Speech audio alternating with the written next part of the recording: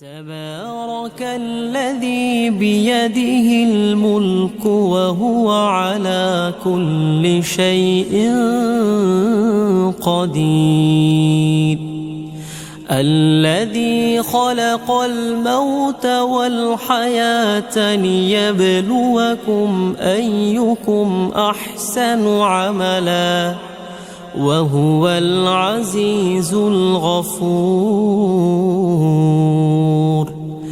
الذي خلق 7 سماوات طباقا ما ترى في خلق الرحمن من تفاوت فارجع البصر هل ترى من فطور ثم ارجع البصر كرتين ينقلب إليك البصر خاسئا وهو حسير. ولقد زينا السماء الدنيا بمصابيح وجعلناها رجوما للشياطين وأعتدنا لهم عذاب السعير. وللذين كفروا بربهم عذاب جهنم وبئس المصير. إذا ألقوا فيها سمعوا لها شهيقا وهي تفور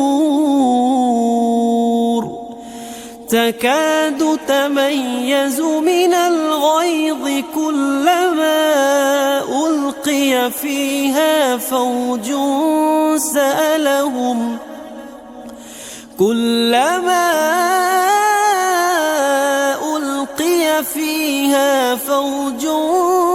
سألهم خزنتها ألم يأتكم نذير قالوا بلى قد جاءنا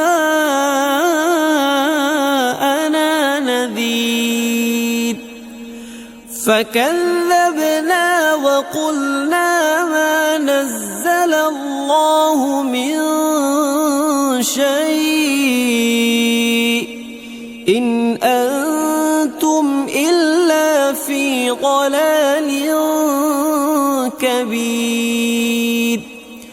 وقالوا لو كنا نسمع أو نعقل ما كنا في أصحاب السعير